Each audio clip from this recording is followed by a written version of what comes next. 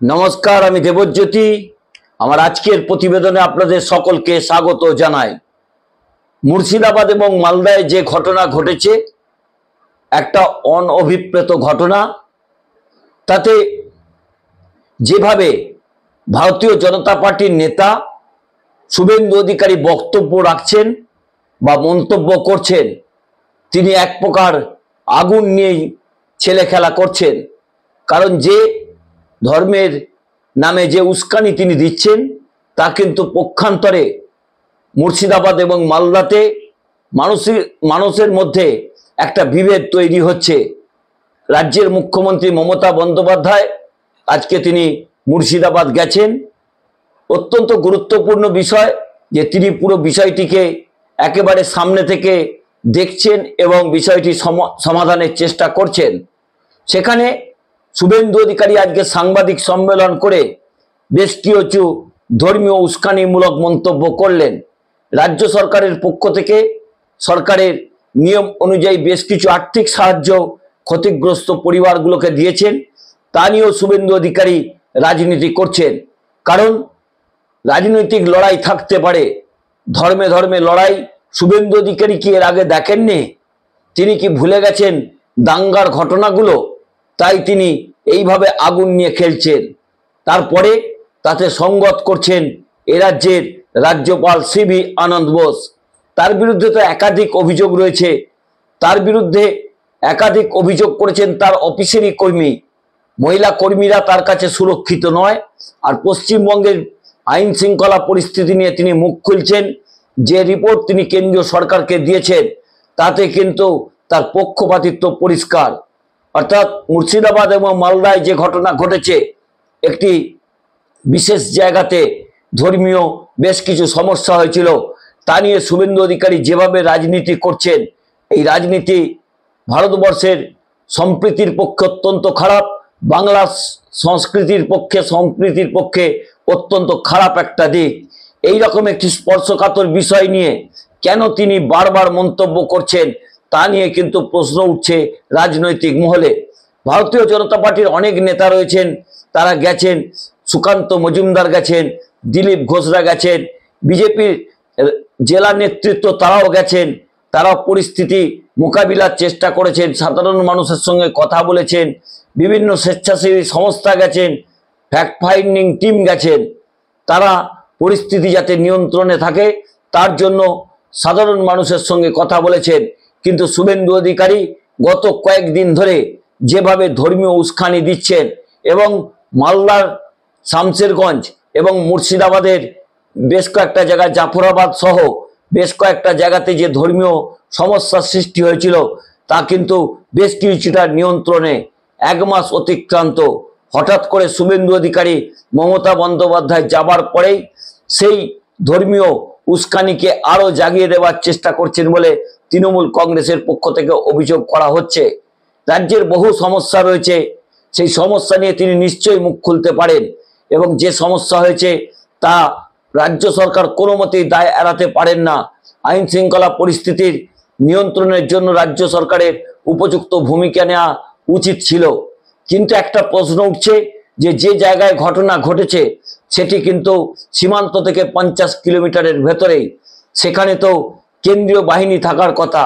কারণ নতুন করে তাদের ক্ষমতা বাড়ানো হয়েছে। 15 কিলোমিটার তাদের পরিধি ছিল সীমান্তের, তারপরে সেটা 50 কিলোমিটার করা হয়েছে। তারপরেও কিভাবে এই রকম ঘটনা ঘটলো, তাকে জবাব কিন্তু দিতেই হবে কেন্দ্রীয় স্বরাষ্ট্রমন্ত্রীকে। কারণ আইন শৃঙ্খলা পরিস্থিতির নিয়ন্ত্রণের জন্য এই 50 কিলোমিটারের মধ্যে তাদের উপযুক্ত ব্যবস্থা নেওয়া উচিত ছিল। ঘটনা ঘটার পর কেন্দ্রীয় বাহিনীকে পাওয়া গেছে প্রায় 2 ঘন্টা পরে। 2 ঘন্টা পরে যদি তারা না আসতেন, হয়তো যে রক্তপাত হয়েছে সেই রক্তপাত এড়ানো যেত। এই ঘটনায় 3 জনের মৃত্যু হয়েছে। একই পরিবারের 2 জনের মৃত্যু হয়েছে হিন্দু সম্প্রদায়ের, অন্য একজনের মৃত্যু হয়েছে সংখ্যালঘু মুসলিম সম্প্রদায়ের। অর্থাৎ যে ঘটনা বাংলাকে বেশ কিছুটা সুস্থ সংস্কৃতি এবং সম্প্রীতির পক্ষে বাধা সৃষ্টি করেছিল, সেখানে রাজনৈতিক দলগুলোর উচিত ছিল সরকারের পাশে দাঁড়িয়ে যাতে ধর্মীয় উস্কানি না ছড়ায়, ধর্মীয় সম্প্রীতি যাতে নষ্ট না হয়। কিন্তু শুভেন্দু অধিকারী তিনি রাজনীতি করবেন, প্রতিটি বিষয়ে তিনি রাজনীতি করেন।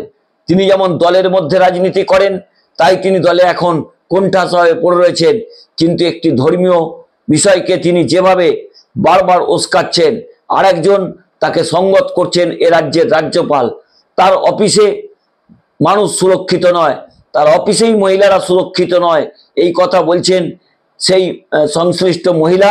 তিনি কিন্তু বেশ কিছু জায়গাতে অভিযোগ করেছেন, তার এখনো পর্যন্ত তিনি বিচার পাননি, আর তিনি পশ্চিমবঙ্গ সরকারের কাছে বিচারের কথা বলছেন।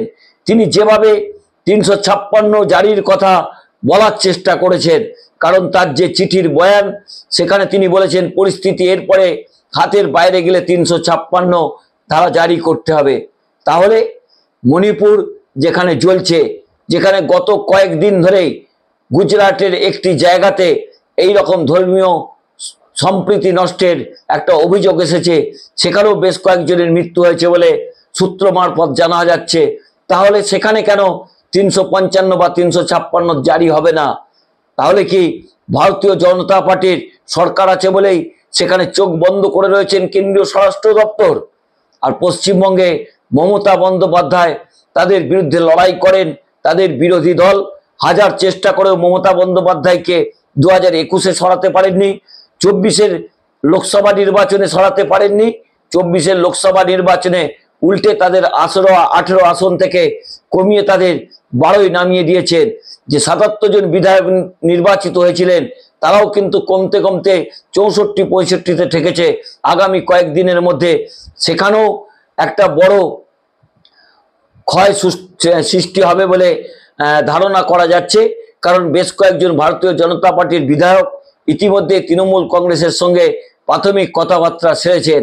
যেখানে দলকে তারা ঠিক রাখতে পারছেন না, সেখানে তারা এই ধর্মীয় উস্কানি দিয়ে ক্ষমতায় আসার যে প্রচেষ্টা করছেন, তা কিন্তু অত্যন্ত নিন্দনীয়। শুভেন্দু অধিকারী না বলেছিলেন গত কয়েকদিন আগে তিনি কোনো রাজনৈতিক কর্মসূচি করবেন না। আজকে তিনি যেভাবে ভারতীয় জনতা পার্টির পার্টি অফিসে সাংবাদিক সম্মেলন করলেন, সেটা কি রাজনীতির বাইরে? তাহলে শুভেন্দু অধিকারীর কথার মূল্য কোন জায়গায়, আপনারাই বিচার করুন। সবশেষে একটাই অনুরোধ করি, রাজ্যের বহু সমস্যা রয়েছে, সেগুলোর উপর আলোকপাত করুন। এই ধর্মীয় উস্কানি কোনো মতেই কিন্তু বাংলার সম্প্রীতির পক্ষে ভালো নয়। ধর্মে ধর্মে বিভেদ সৃষ্টি হলে কোনো রাজনৈতিক নেতার মৃত্যু হয় না, মৃত্যু হয় সাধারণ মানুষের। সাধারণ মানুষ তার পরিবারের সদস্যকে হারায়। তাই আগুন নিয়ে ছেলে খেলা না করে সম্প্রীতি এবং সংহতি বজায় রাখার দিকে নজর রাখলেই বোধহয় শুভেন্দু অধিকারী ভালো করবেন। নমস্কার, আমি দেবজ্যোতি। আমার এই ছোট্ট পর্বটি ভালো লাগলে চ্যানেলটি সাবস্ক্রাইব করে বেল আইকনটি ক্লিক করে আমার পাশে থাকবেন। শুভরাত্রি।